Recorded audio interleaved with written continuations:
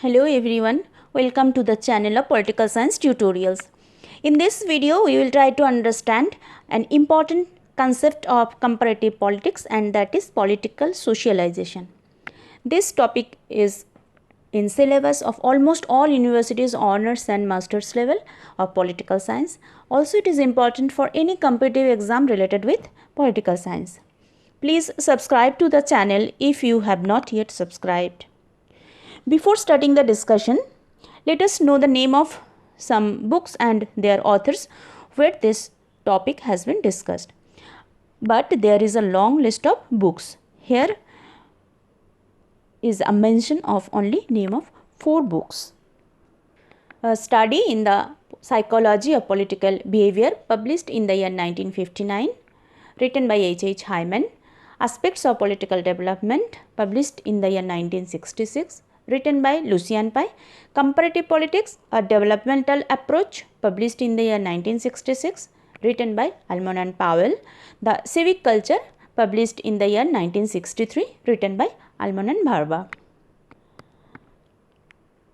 Our focusing points of this topic are: what is political socialization, why political socialization, and what are the major agents of political socialization. The credit of coining the term political socialization goes to H. Hyman. First, he used the term in his book, A Study in the Psychology of the Political Behavior, published in the year 1959. He describes political socialization as perpetuation or continuation of political values across the generation. In other words, in this process, political values, which constitutes a political culture, transfer from a generation of people to next generation, sometimes as it is and sometimes changed but in acceptable form. For example, if an autocratic system changed into a democratic system, the political culture also changed and people become accustomed to it, maybe vice versa. The term socialization, widely used in sociology as a continuous process. By this process, individual learns to conform or adopt the norms of a group in which he or she belongs. We know that any society follows many norms, and the adult members make sure that the next generation should be acquainted with those norms. Political socialization denotes the process by which political cultures are gradually transferred intentionally or unintentionally to the next generation. A separate video on political culture has been uploaded in this channel.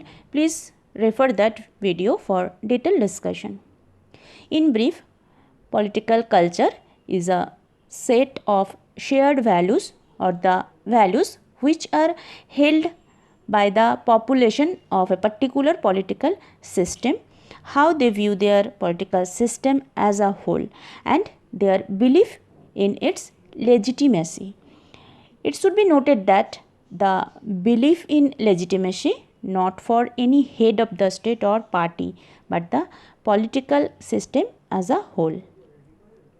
Now let us try to understand what is this concept denotes, the concept of political socialization.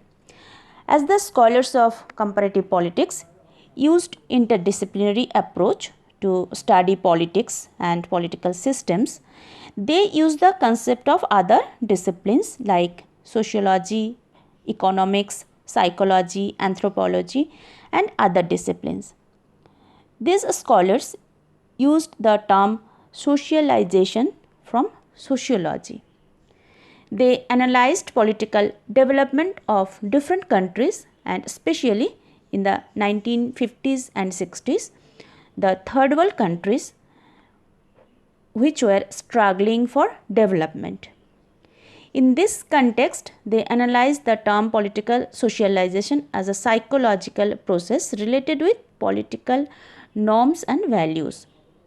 Here one point should be mentioned that in the process of political development, acculturation also takes place, which is a sociological phenomena. Acculturation denotes the process of cultural modification. For example, Indians are wearing Western clothes or using dining table. But this has a sociological dimension. But our concern is with political socialization, which has a psychological dimension. Political socialization is a learning process. Learning which things? Learning of norms and behavior. Norms and behavior of what? Of a political system. So, political socialization is a learning process of norms and behavior of a political system. In this channel, a video has been uploaded on political modernization and political system. You may watch that video for detailed discussion about political system. Now our discussion in detail about what is political socialization. Already it has been mentioned that it has a psychological dimension. From childhood, a person as a member of a society as well as a polity learn the norms, attitudes and behavior of an ongoing political system, which shapes his personality, how he or she will behave in a political system. Any political system follows an ideology to run the system we know. A person which he or she learns from a political system that shapes his political stance or his or her opinions and ideology. For example, in a democratic system where people's participation is encouraged, people will be enthusiastic to participate in political process, and the opposite in autocratic system. Another point is the process of political socialization is a continuous process. Here one thing should be noted that political socialization not only involves intentional or formal or conscious learning, it also involves unintentional, informal or unconscious learning. So we can say that political socialization is a combination of direct and indirect processes of learning. Now the question is, why political socialization? As the process of socialization is to maintain a stable order in society, in the same way, political socialization is to maintain political stability in a political system. We know that in any political system, if the factors like civil war, protest, riots, violence happen, it will affect the development or advancement of a state. The political authority will be unable to perform with efficiency. So the goal of any political system is to maintain stability, and the process of political socialization help a lot in this matter. Second, in our society, there is a shared sphere of society and polity, because at the same time we are the member of a society as well as a polity. Through the process of political socialization, individual becomes acquainted with the political system and determines his reactions to political phenomena like election, decision making, etc. Now our discussion is about which agents are important for shaping the political attitude and stance or opinion in a society. One thing should be noted as our point of discussion are major agents, means except these some agents act in political socialization, but we are going to discuss about major agents only. First and foremost active agent is family. Here a child learns about authority which fulfill his basic needs, or their concept of authority is related with the fulfillment of needs. Here he or she relates authority with performance. Second, school. In primary level, the child interact with teacher, classmates and learn to share. They experience teacher as an external authority except their family. On the other hand, the syllabus is framed to socialize child in any particular system. For example, if any political system believes that the country will run according to religious principles, the syllabus is framed accordingly to introduce the principles of religious texts. But if a political authority is guided by the principles of secularism, they will introduce the principles accordingly to shape the values of the children. After the completion of primary education, child moved into high school. The groups in high school level is called peer group. Here they participate in debate, discussion, extracurricular activities, and it became their source of political enlightenment. Then religion. Religion plays an important role in political socialization.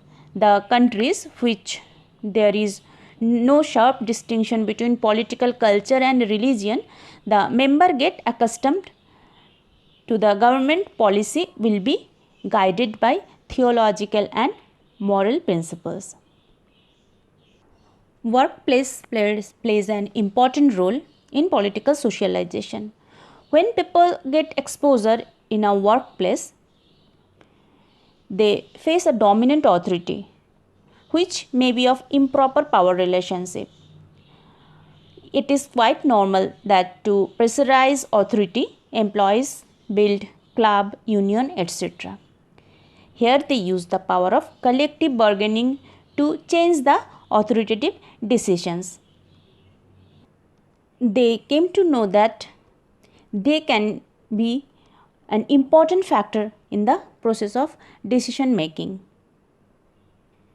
Media has a tremendous effect to shape the political opinion of a community. In the process of political socialization, especially newspaper, magazine and television programs shape the opinions and attitudes of a community. They came to know about race, war, economics and patriotism through mass media, much more than their friends, family or teachers. Media's role into political socialization continues in adulthood also through both fictional and factual sources. The state machinery has an aim to educate people through mass media about his beneficial policies. The state through mass media continues to educate people that their policies are people friendly. Continuous programs, especially through TV channels or advertisements, etc. Sometimes states provide financial support also to voluntary youth groups and organizations to encourage political education. Symbols also plays an important role of developing political orientations. Through symbol like arranging events of birth, centenary, anniversary of national leaders or Independence Day, etc., the message is delivered that any particular political system has historical continuity and unity of the people matters the most. Lastly, we can say that though process of political socialization is a common feature of a society, but when people face real political system like injustice towards people of political authority, police violence or facing problems to earn his daily bread, his beliefs on authority lacks, and there are so many examples where people deny the legitimacy of a particular political system. Hope the points are clear about the topic of political socialization. We'll come back with another important topic in next video. Thanks for watching.